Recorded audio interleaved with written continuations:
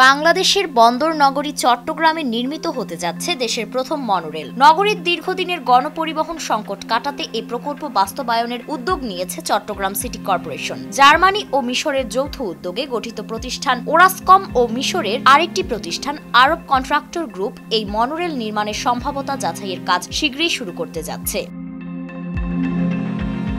1 June Chittagong নগরের world trade সেন্টারে city corporation ও দুই বিদেশি কোম্পানির মধ্যে একটি সমঝোতা স্মারক সই হয়েছে। এ সময় উপস্থিত ছিলেন চসিক mayor doctor Shahadat Hossain, Orascom এবং আরব কন্ট্রাক্টর গ্রুপের শীর্ষ কর্মকর্তা, নগরের বিশিষ্ট ব্যবসায়ীবৃন্দ।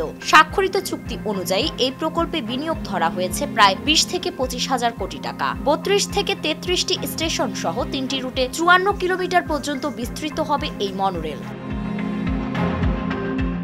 সাধারণ ফ্যানের দিন শেষ, আকিস ফ্যানে বাংলাদেশ। মূলত মনোরেল হলো একটি আধুনিক গণপরিবহন ব্যবস্থা যা এক চাকার ট্রেন নামেই অধিক পরিচিত। উঁচু পিলারের উপর স্থাপন করা এই গণপরিবহন সাধারণত একক রেলপথের উপর দিয়ে চলাচল করে। এতে ব্যবহৃত প্রযুক্তি মেট্রো রেলের তুলনায় প্রায় 40% পর্যন্ত সাশ্রয়ী। এই মনোরেল যে কোনো ঘনবসতিপূর্ণ শহরের মধ্য দিয়ে সহজেই চলাচল করতে পারে। মনোরেলের যাত্রী ধারণ ক্ষমতা তুলনামূলক কম হলেও এটি দ্রুত নির্মাণযোগ্য ও শহরের যানজট কমাতে কার্যকর। বর্তমানে জাপান, চীন, দক্ষিণ কোরিয়া, মালয়েশিয়া ও ভারতের কিছু শহরে মনোরেল সফলভাবে চালু রয়েছে।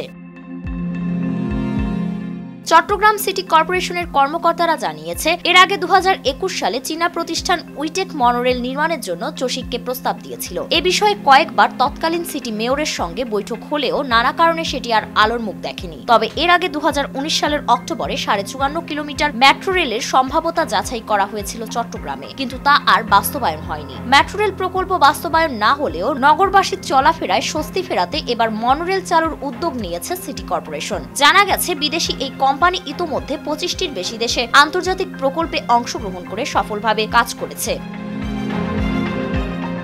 ফারিন রহমান প্রীতি, নয়া দিগন্ত।